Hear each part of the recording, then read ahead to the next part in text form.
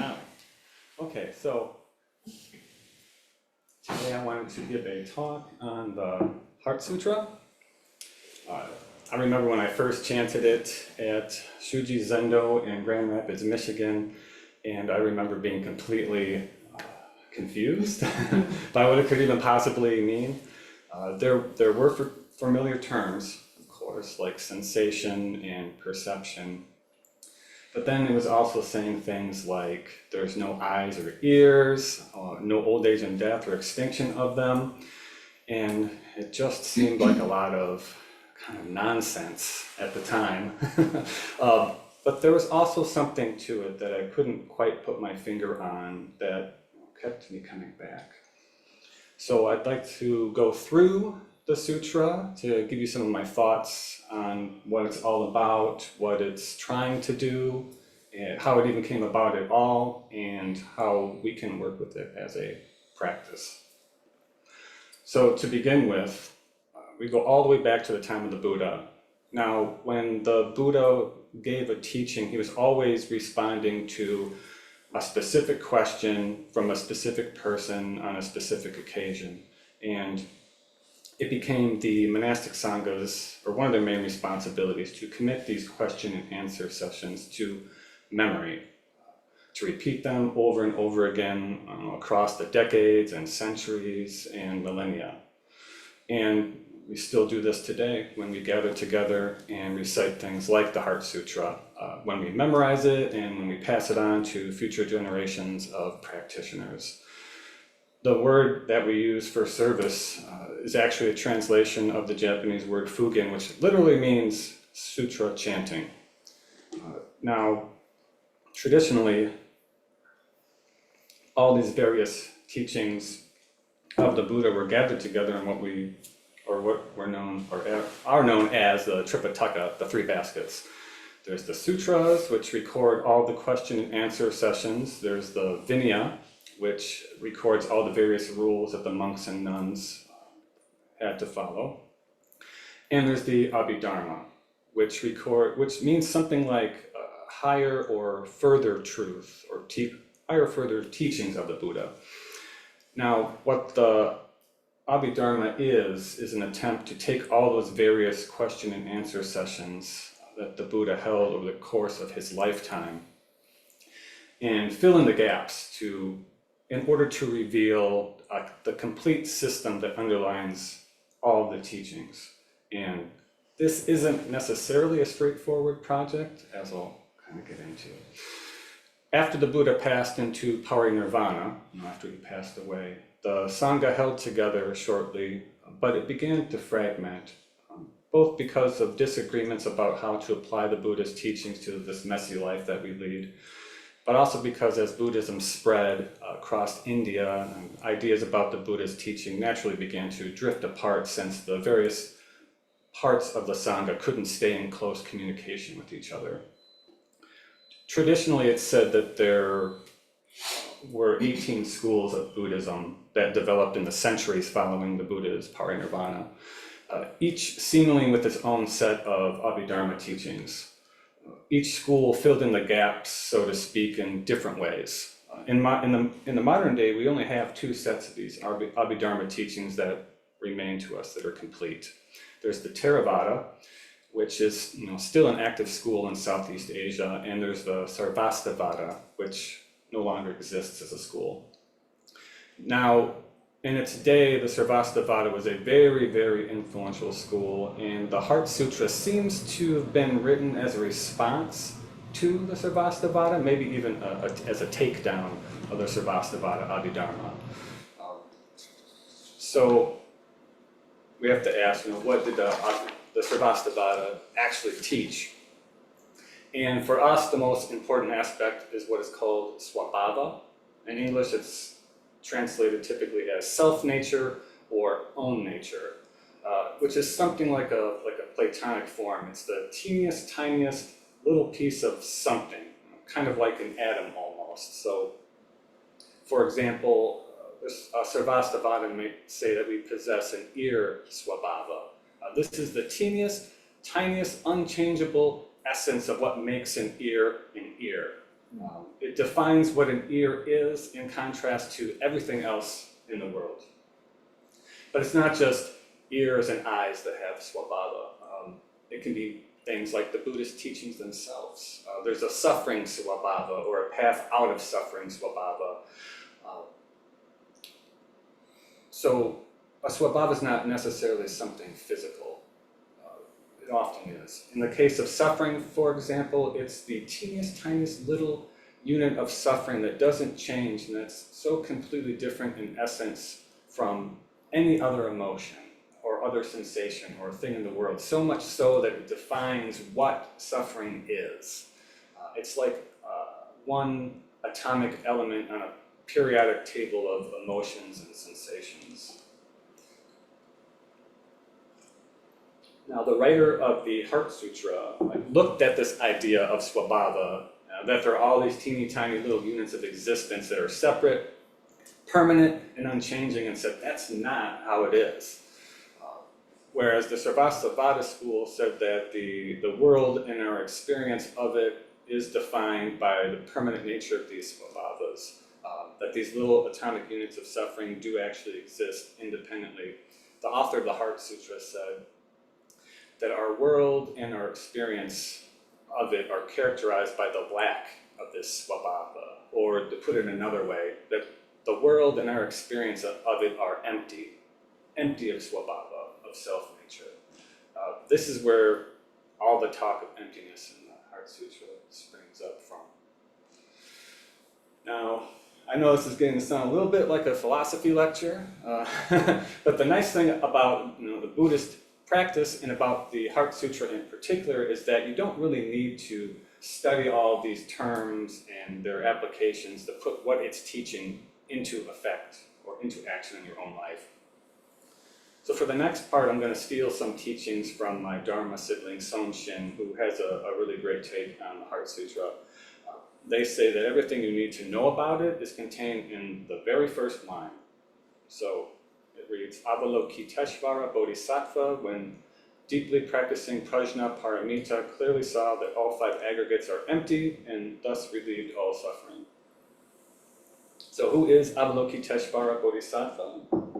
They're the embodiment of compassion. When we're expressing compassion through our own lives, we're embodying Avalokiteshvara.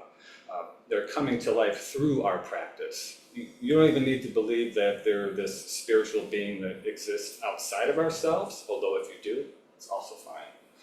So then, what's the practice of prajna paramita? Prajna is wisdom, and paramita means either supreme wisdom or wisdom of the other shore of nirvana, something like that. And prajna paramita is the wisdom of emptiness realized in our own lives. So, what does it mean to practice prajna paramita?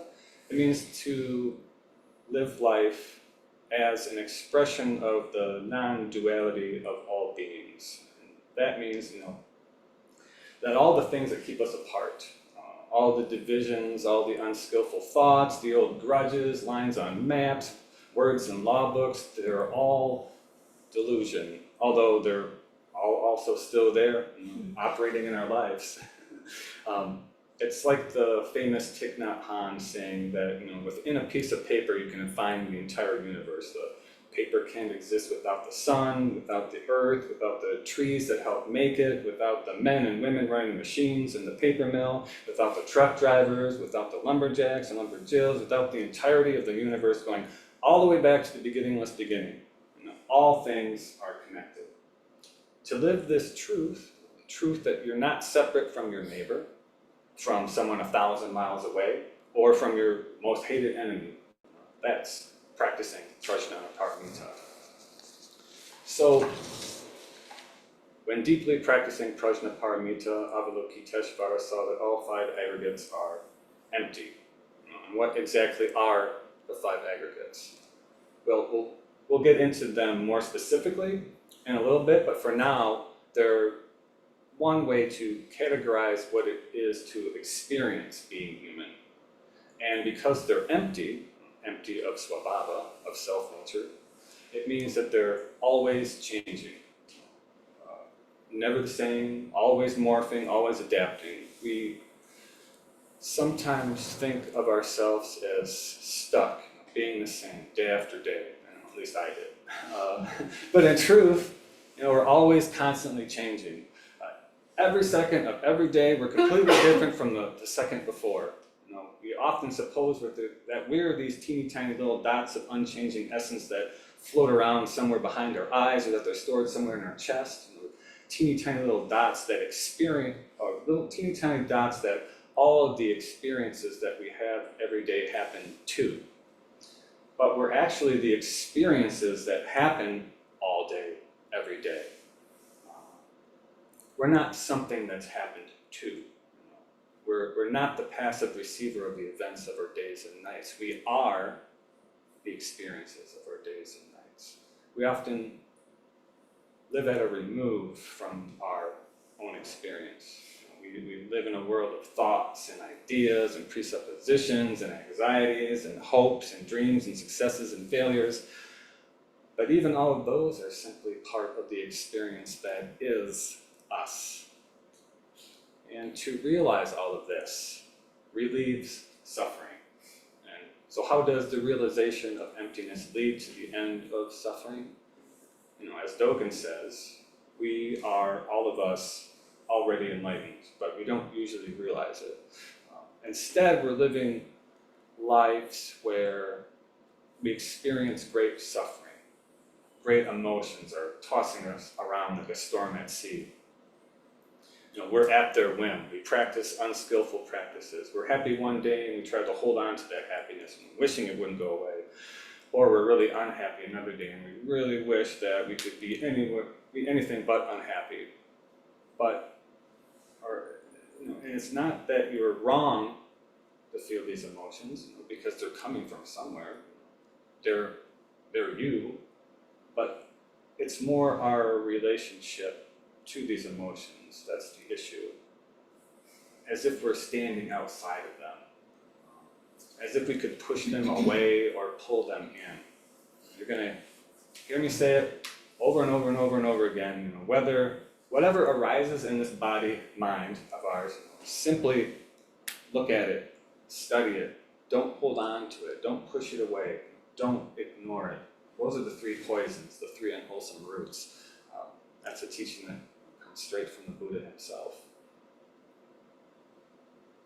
A big issue that I've noticed with myself and sometimes in others is that we can't quite just be here. Before I'd fall asleep, I used to turn off the lights, put in some earbuds, and just listen to music. And often as I'd be listening, I'd be compiling these lists of people I wanted to talk to about the music with. Or I'd start dissecting the time signatures, or I'd trying to figure out which instruments were playing which parts, and suddenly I'm 1,000 miles away from actually listening to the music. This is how we cover up our inherent enlightenment. We're 1,000 miles away from what we're actually doing. So I crafted a practice I called just listening, shikan listening.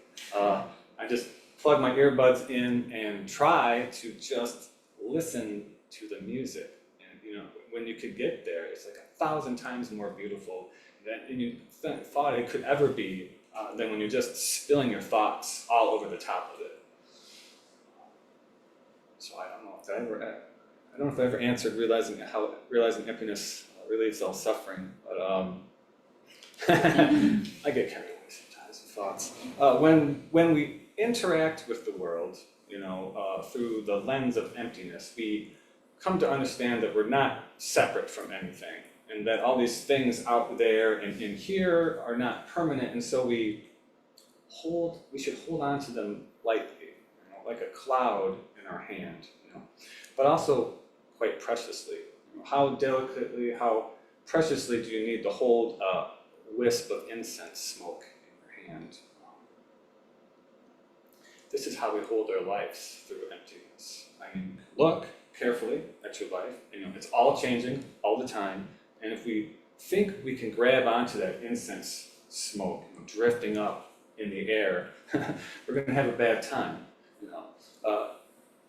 We need to study our minds, our presuppositions. We need to study that incense smoke that drifts up, which is us, both in context, in order to understand both, or how both stand in relation to each other. And we need to do this, the entirety of our lives, everything in our lives.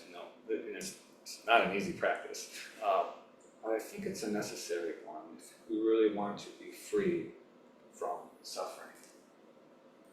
And that's all the first line of the Heart Sutra. I haven't even, first period achieved.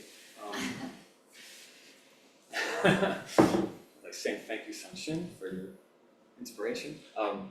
So from here on out, I'm going to go a little bit faster, line by line through the sutra, kind of giving you an idea about what the heck all this stuff in a sutra means. Some of it's a bit technical, but all of it is really talking about how to practice, what it's like to practice from the inside, what it's like to practice from the perspective of being a body-mind. So here we go. Shariputra, form does not differ from emptiness. Emptiness does not differ from form. Form itself is emptiness. Emptiness itself form. So like I said before, I remember the first time I heard these lines, no idea what they meant. But hopefully I can get a slight indication. The technical explanation is that form is what the eye sees. So sometimes you'll see this word, the original word, translated as color or shape. And emptiness means the empty or the absence of svabhava, of self-nature. So I'll try to explain a little more thoroughly. You can take form to mean all the objects that we see out in the world, including ourselves, all of the cars, people, streets, birds, you name it. And all these objects seem like they're completely discrete, like they're completely separate from one another. But because form is also emptiness, since emptiness does not differ from form, we know that all the objects of the world contain nothing that really separates them one from the other. This is why you'll sometimes see emptiness being called boundlessness or fullness, because emptiness implies that the boundaries we construct out of an essentially boundless, undifferentiated, seamless reality, we need this in order to function in the world, that all these divisions are delusion. They're not fundamentally real. The boundaries aren't real. You take an apple, you can look at an apple, you can buy one with the money that you've earned from your job, set it down on a countertop, you can slice it up, you can start taking bites out of it, and then as we begin to digest it, it turns into our muscles and bones and metabolism, keeping us warm, keeping us alive. Suddenly the apple is us, or maybe we're the apple, or maybe both, or maybe neither. Where's the apple 3 days after we've eaten it? Or where's the apple 3 days before the apple tree has blossomed? And yet, right there on the countertop, there's an apple, and there's me looking right at it. Sensations, perceptions, formations, and consciousness are also like this. These four, along with form, are known as the 5 skandhas, or the 5 heaps, or the 5 aggregates. Lots of different translations. Now, the Buddha offers quite a few ways to understand what it is to be human, from the perspective, on the inside perspective, from our subjective experience. And the 5 skandhas are probably the most famous of these these ideas, or these ways of explaining how it is to be human from the inside. So, with the 5 skandhas, the Buddha is saying that if you really look at yourself very, very closely, these 5 processes cover the sum total of our experience. So what are they?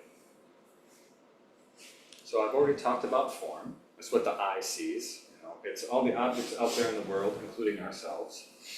Sensation is how we judge stimuli. So if I slap my arm, I instinctively go like, ow, I don't like it, negative. If I drink a nice cool glass of water on a hot day, that's positive. And if I'm just sitting up here in front of the room, not paying attention to the temperature on my skin, that's neutral. And we do this with everything, physical sensations, emotional sensations, ideas, thoughts, you name it, we're always judging.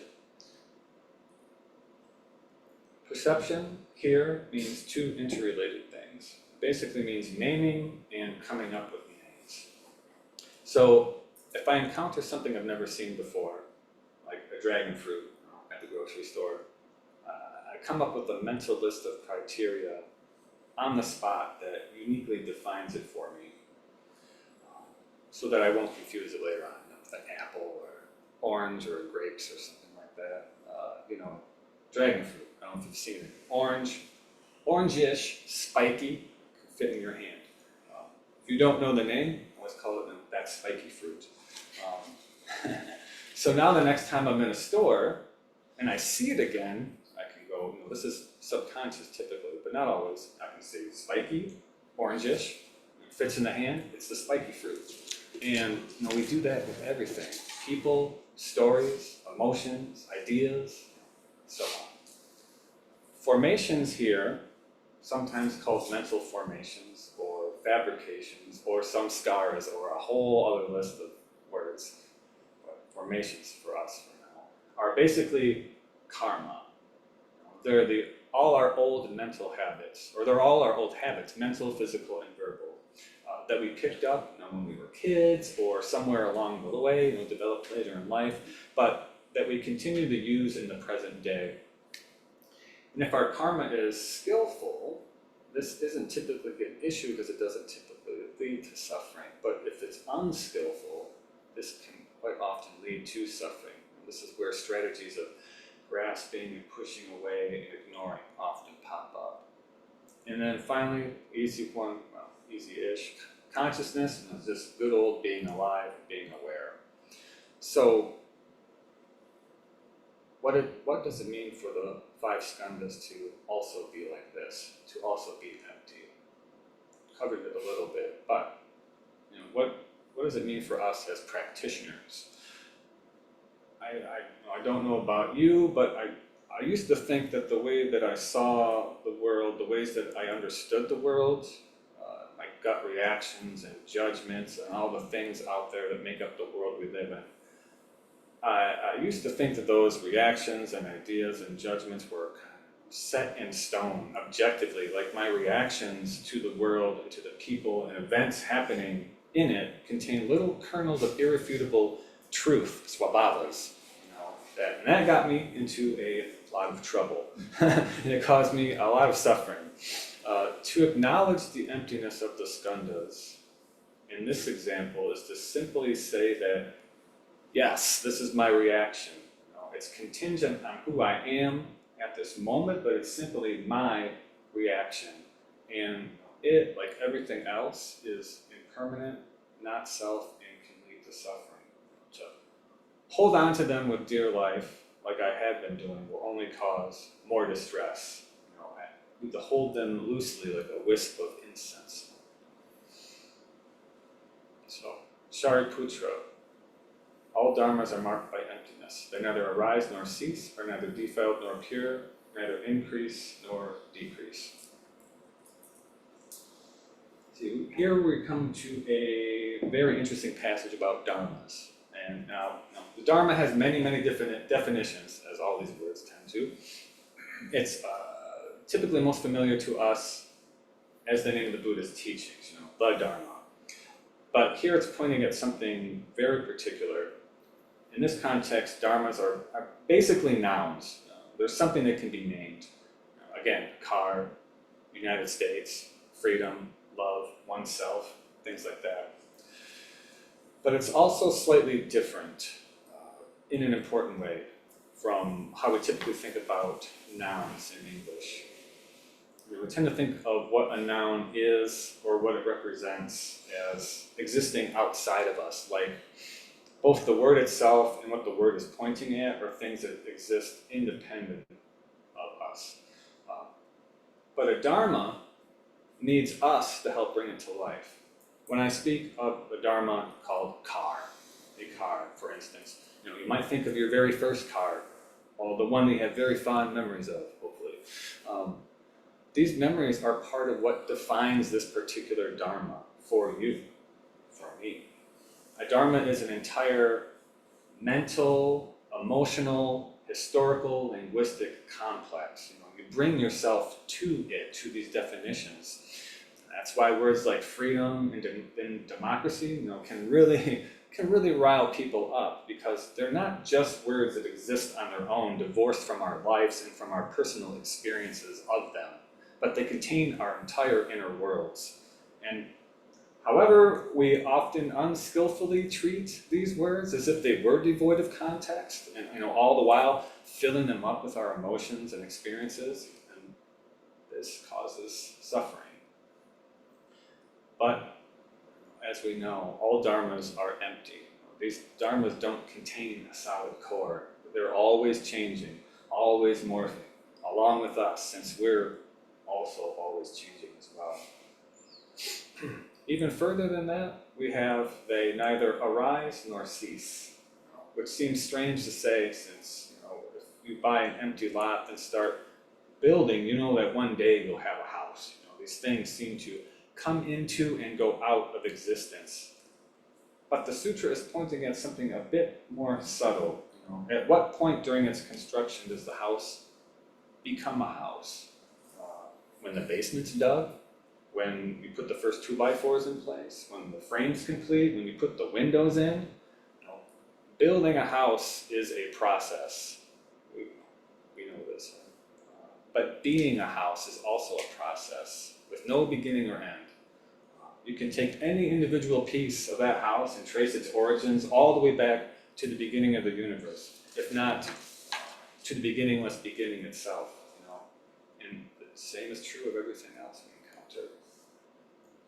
So, second part, all dharmas are neither defiled nor pure. In our culture, I feel we tend to view ourselves and other things out there in the world as either bad, sinful, or impure, and other things as good, holy, or pure. But when all dharmas, all things are marked by emptiness, they have no intrinsic essence. And because of this, they can never stand wholly on their own, so that they can be either pure or impure, good or bad. In its place in Buddhism, we often speak of dharmas and actions as being either skillful or unskillful. To be skillful means to lead to the end of suffering. To be unskillful means to lead to the creation of suffering.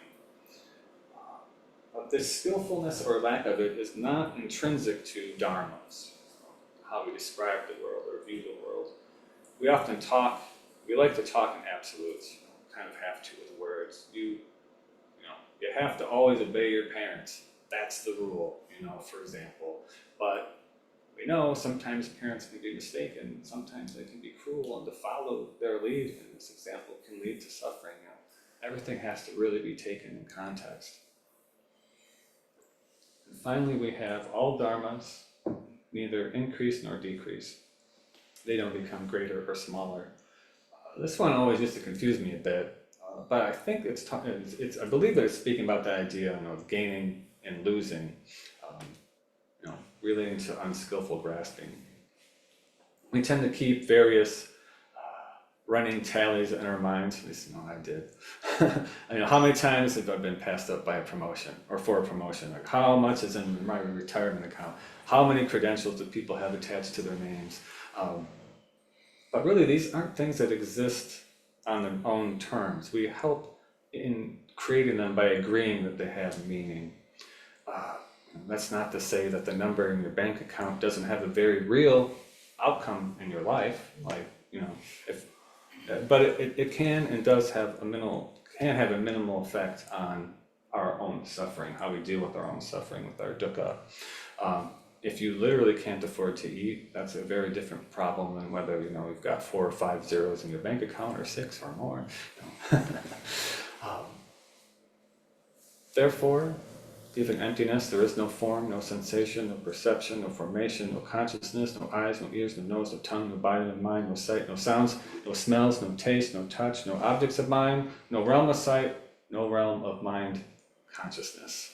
For this part, the sutra starts applying the lens of emptiness to the various methods of investigating what it is to be alive from the Abhidharmic perspective.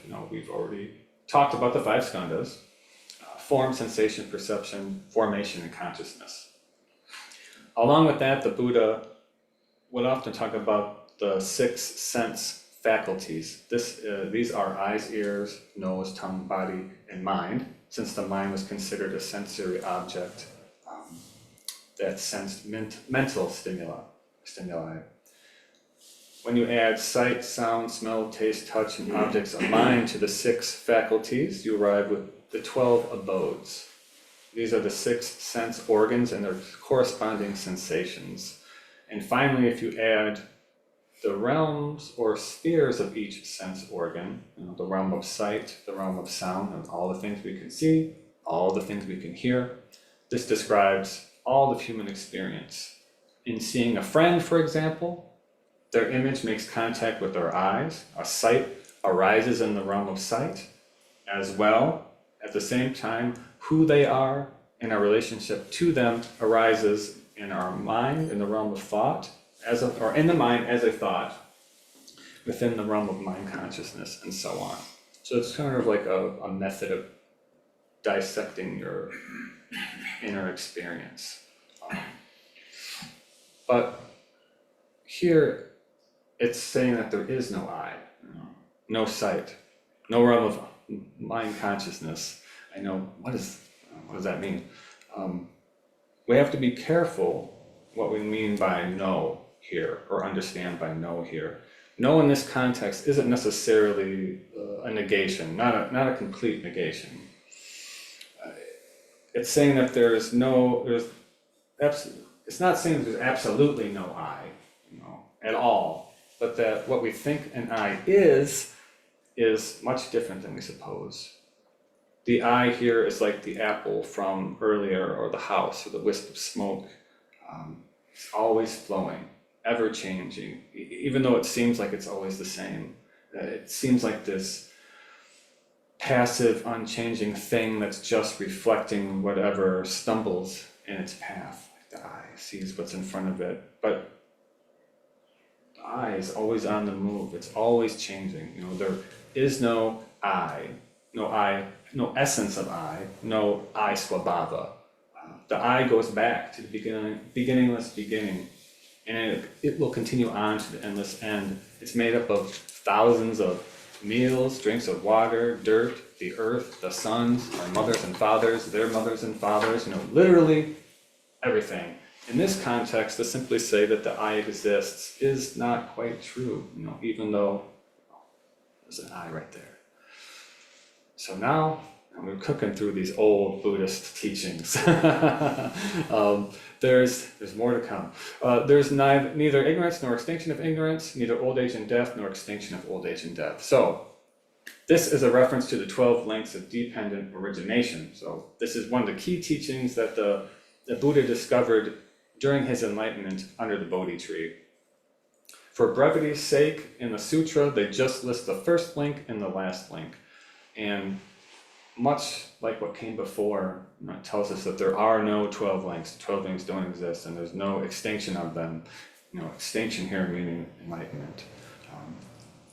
This is pointing to the idea that samsara, this constant cycle of suffering that we're perpetuating through unskillful habits of body, speech, and mind, is itself nirvana. If we can just study ourselves and discover ways to act skillfully, we're already right where we need to be. Our enlightenment will manifest naturally.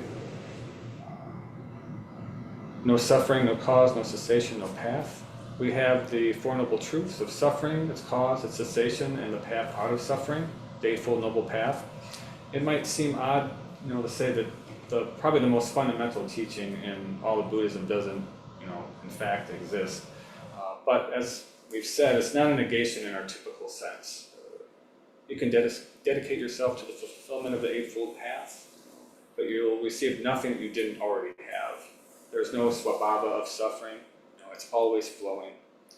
The pain is real, but it can be, it can be very intimate and seemingly unescapable. But to realize the ending of suffering, dukkha, that sense of dis-ease that things aren't quite right, that things are fundamentally not as they should be. To end that is to simply see that our presuppositions are delusions, that they're like incense smoke, like that apple, only seemingly solid. They disappear as soon as their nature as delusion is glimpsed. No knowledge and no attainment. And these are the two end goals of their Savastivada path. They hope to gain knowledge that would free them from their suffering and to actualize that knowledge in their lives, to attainment. But as we've seen with the rest, the knowledge and attainment we seek is no knowledge. Since we have everything we need, we don't need to attain anything. And so, with nothing to attain, a bodhisattva relies on prajnaparamita, thus the mind is without hindrance. Without hindrance, there is no fear. Far beyond all inverted views, one realizes nirvana. All Buddhas of past, present, and future rely on prajnaparamita, and thereby attain unsurpassed, complete, perfect enlightenment. A bodhisattva relies on prajnaparamita. Instead of seeking permanence, a bodhisattva flows with the Tao, flows like a river, along with everything else in the world, being as a process. When we see that all things flow, all things drift like incense smoke, there are no hindrances, no walls of mind, because there's nothing to hold on to any longer, no ground beneath our feet. With nowhere to fall and nothing to grasp, there's no fear. When something terrible does happen, we don't deny it. We simply look at the pain and the fear that arises, and we say, yes, even this, to show to it. And with that, we're free. We've realized our true nature, expressed the enlightenment that's always been there, that calm, still core beneath the storm of mind.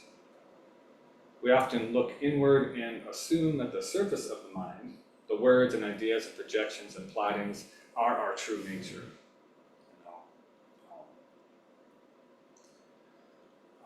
But really, it's the still extension of ourselves that's our true nature. Dogen calls it space or dimensionality. Space as in distance. Is the calm and clear, is as calm and clear as can be. It's like a book.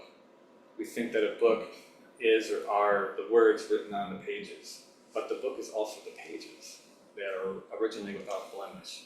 And each is capable of holding entire worlds. The same is true of us.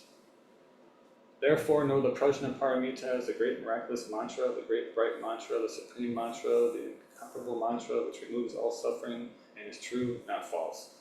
Now, it might seem a little strange that we're being presented with a mantra, because the Buddha would typically advise against their use unless they're being used for health and well-being, which I think we can make an argument for in the case of the Heart Sutra.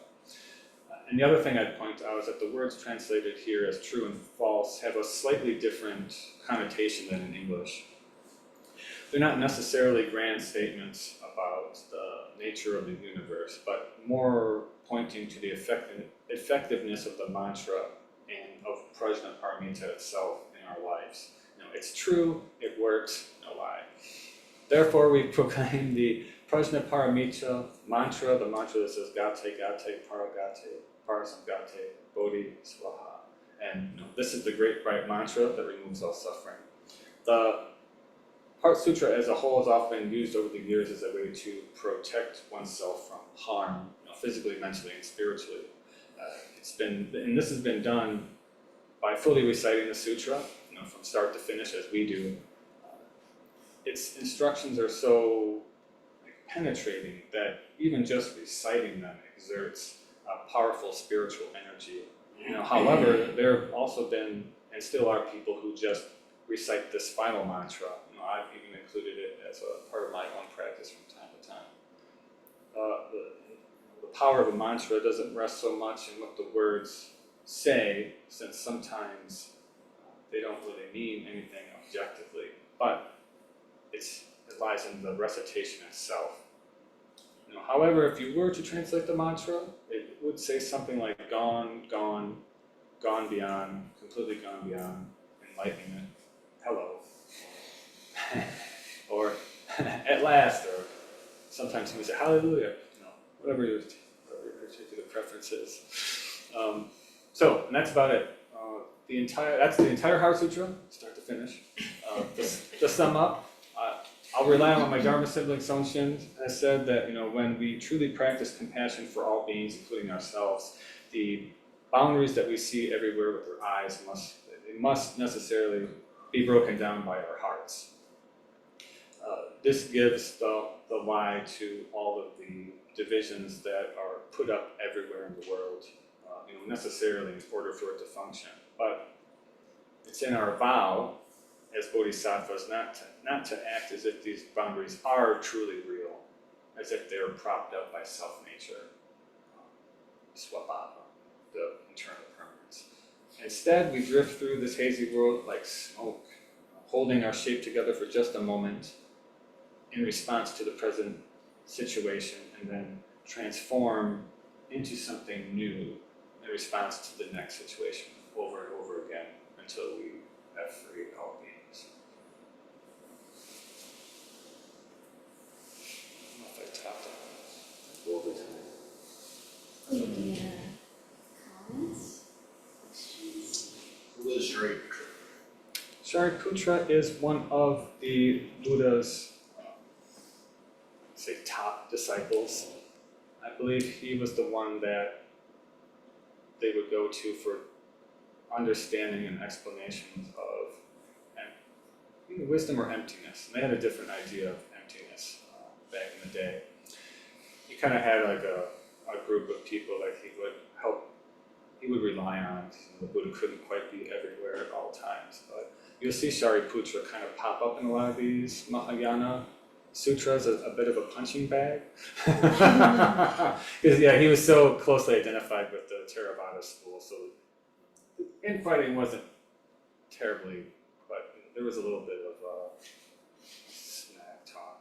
Is the Heart Sutra written like to Shariputra, or was it something that the Buddha was speaking to Shariputra? It's a good question. It's a how much time do we have? Stop me if I've gone too long. I like to talk a lot, so. So this is a condensed down from the entire genre of, say, literature, of religious writing, Buddhist writing, called the Prajnaparamita Sutras. There's the sutra, I believe, in 4,000 lines, 8,000 lines, don't quote me on this, 50,000, 100,000 lines. They just kept expanding and expanding, and then they contracted it. At some point, either in India or China, it's disputed, but it seems like it might be China, somebody condensed one of these gigantic texts down to just this little guy on one page. And in the original one, it is the Buddha speaking to his monks and nuns.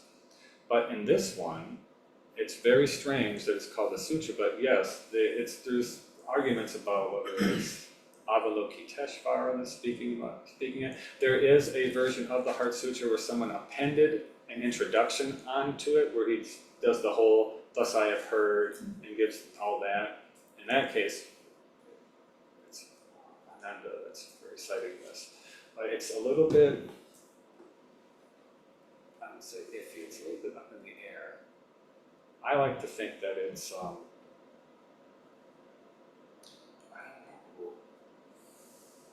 our own inner Buddha kind of speaking this to us, but not a clear and hard answer for that. That's a great question.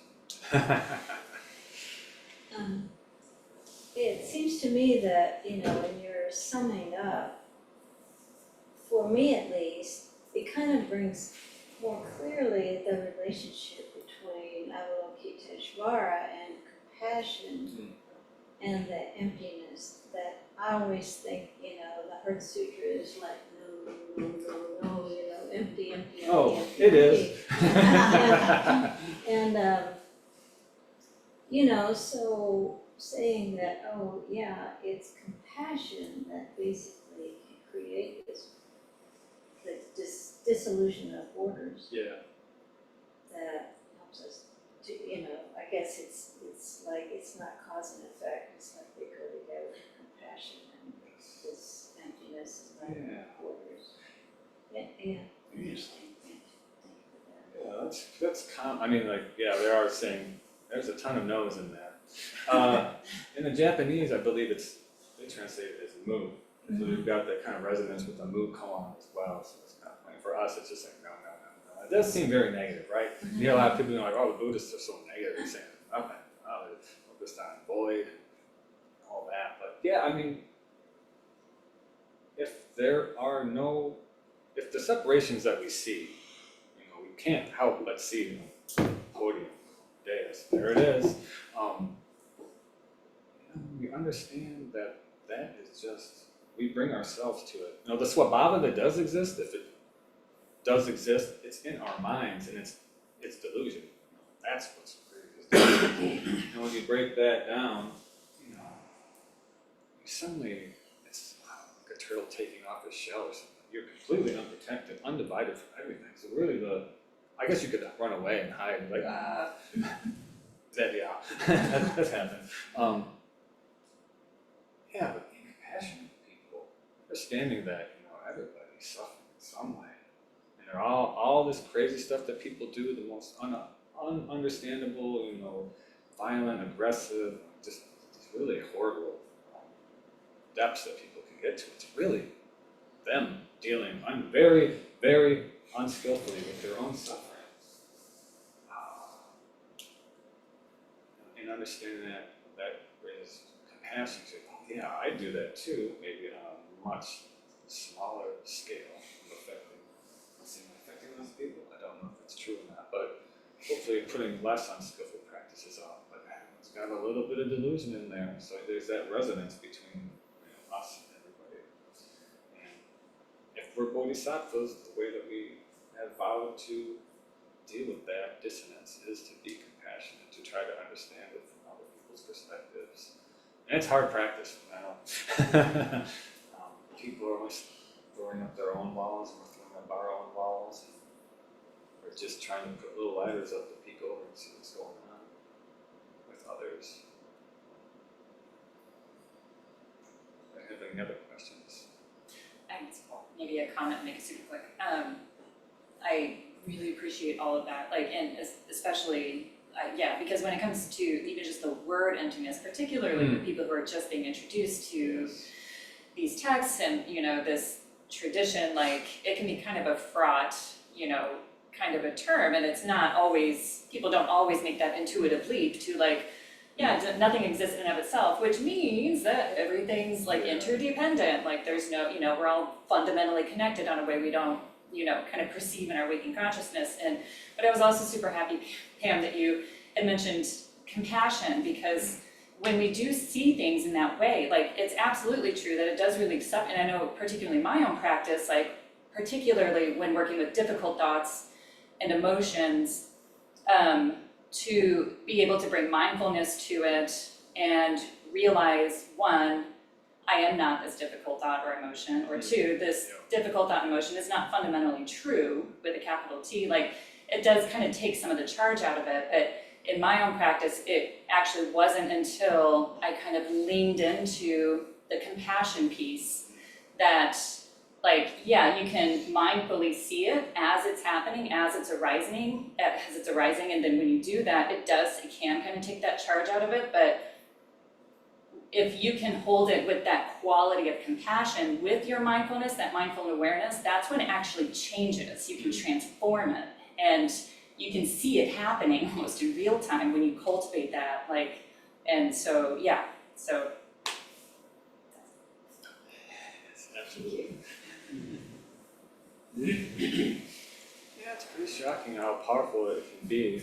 You know, sometimes, you know, like me, you can go for a very long time, there's no change, and all of a sudden, just whoa, and everything completely transforms.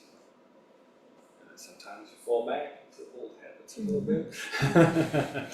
But yeah, that's one thing compassion, I don't know if it was ever much of my practice until I found a Sangha. I met Shuji and Sonshin, both are very compassionate people, so, yes, changed everything for me.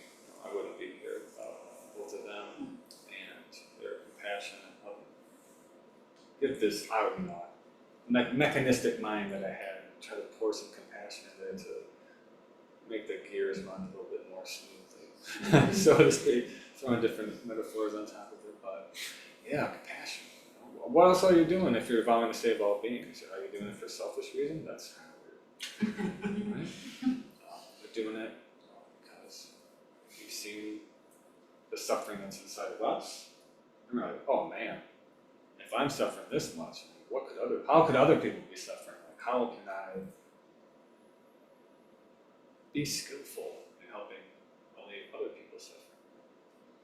Sometimes it looks, every single, and then, no swabhavas. It doesn't look the same every single time. It's always context dependent, I'm gonna save all beings. I've got the chart here and all the plan written out. I'm gonna do it.